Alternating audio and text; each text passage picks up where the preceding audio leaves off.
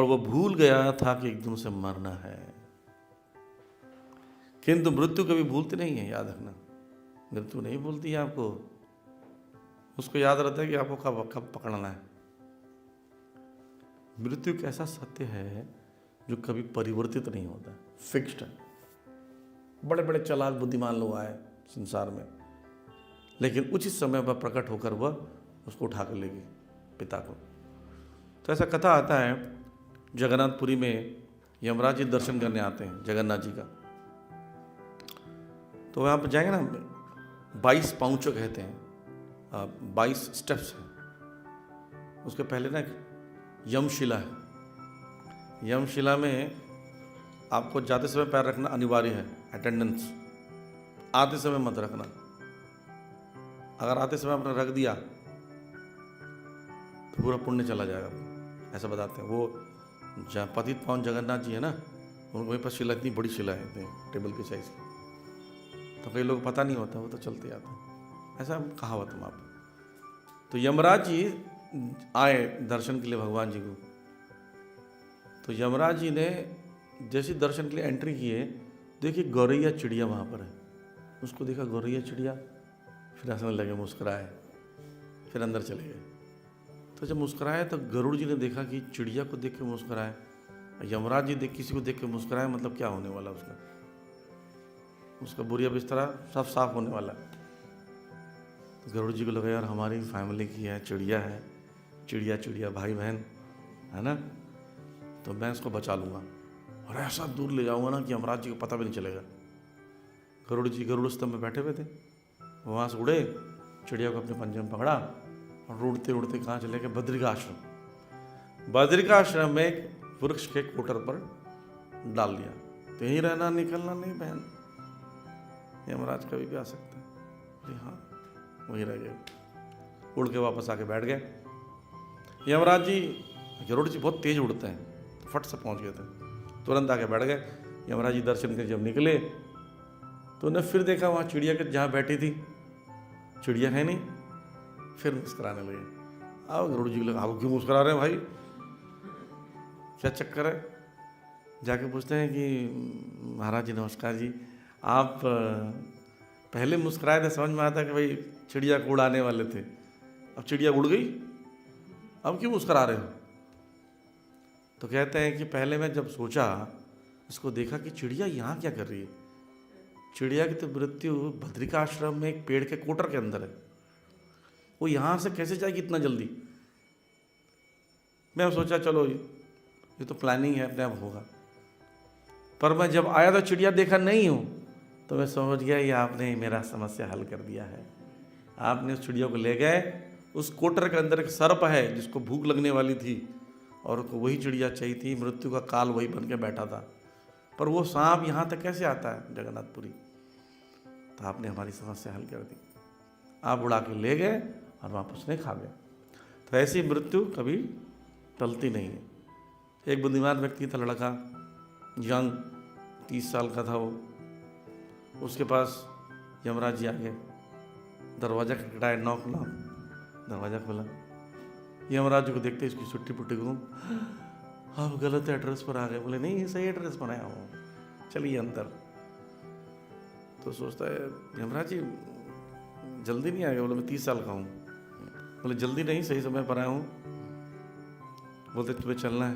बोले ठीक है चलिए, कोई बात नहीं, मैं आपके साथ चलूँगा, आप कुछ खा पी के तो जाइए, इतना मेहनत करते हैं आप। उसके मन में दिमाग में कुछ आ गया, किचन में गया और उसने क्या किया, कुछ बना के ले, ड्रिंक व्रिंक बढ़िया, दूध, उसमें एक नींद की गोली डाल दी। यमराज जी सो जाएंगे तो उसके लिस्ट में गड़बड़ी कर दूंगा। तो यमराज जी को उन्होंने दूध पे नींद की गोली दे दी। नींद की गोली खा के यमराज जी को थोड़ी नींद आ गया। उसकी पर्ची उठाई, सबसे ऊपर उसका नाम लिखा था। उसने उसको काट दिया और नीचे में लिख दिया नाम, ठीक है, और रख दिया वापस। यमराज जी को मार तो सकते नहीं थे। तो यमराज जी की अच्छी नींद आई, बढ़िया नींद है, सोए, नींद की गोली में नींद अच्छी आई।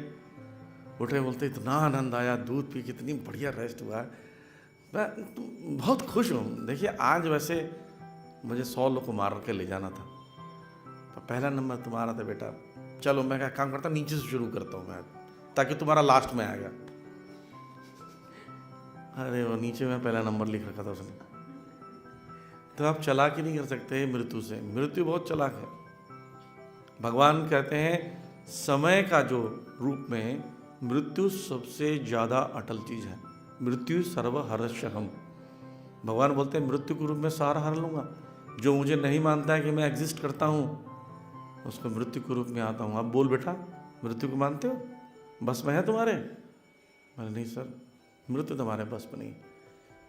प्रभुपाद जी जब अमेरिका गए तो उनसे एक व्यक्ति ने पूछा कि क्या चीज़ ऐसी है जो भारत में है और हमारे पास भी है और आपके पास भी है। प्रभुपाद जी बोलते हैं डेथ रेट जो है ना, वो 100% भारत में भी है और 100% आपके अमेरिका में भी है। डेथ रेट किसको कहते हैं? जिसने जन्म लिया वो मरा है।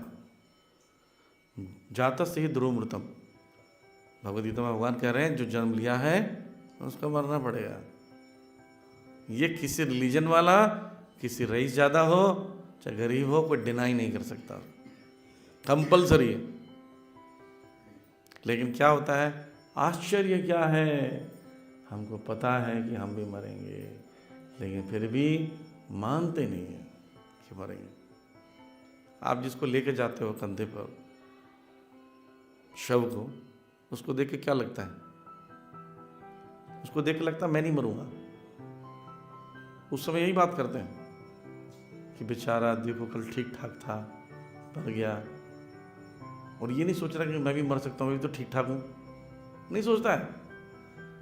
एक डिवोटी के फादर का ध्यान हुआ तो चिता जल रही थी, चिता जलती तो बेंच में बैठे रहते, मैं बैठा हुआ था, मेरे बगल में दोनों बात कर रहे हैं।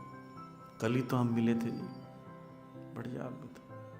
देखो जिसको जाना है चले जाते हैं, कोई पता नहीं आज है कल है, कल मर जाए। तो मैं बगल में बैठा, बोला क्यों पंडित जी? बोले बात सही। बोला बात सही, आप दोनों भी कल मर सकते हो। ऐसे मत बोलो भैया, क्या बोल रहे हो आप यार, यहाँ पर ऐसी बातें बोलो, कहीं सही हो गया तो।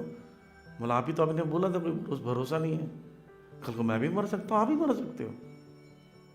लेकिन पता है हर व्यक्ति क्या सोचता है कि अभी थोड़ी मरूंगा मैं।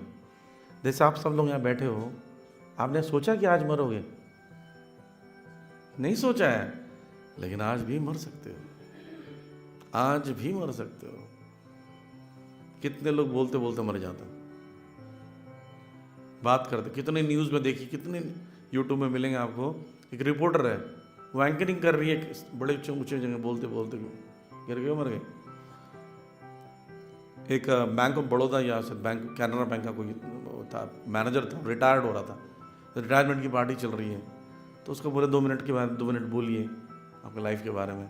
उसकी बेटी शूट कर रही है, वो बोल रहा है तो मैंने आपसे बहुत खुश हूँ, आप लोगों ने इतना प्यार दिया, मर गया, शूटिंग में ही आ गया, सोचो उसकी मोबाइल में रिकॉर्डिंग में। लेकिन ये ब्राह्मण जो ज्ञानी भी था, समस्त शास्त्रों को जानता था, बच्चों को एक्सपोर्ट कर रखा था, वो भी भूल गया कि मृत्यु आने वाली है। पर मृत्यु नहीं भूलती है।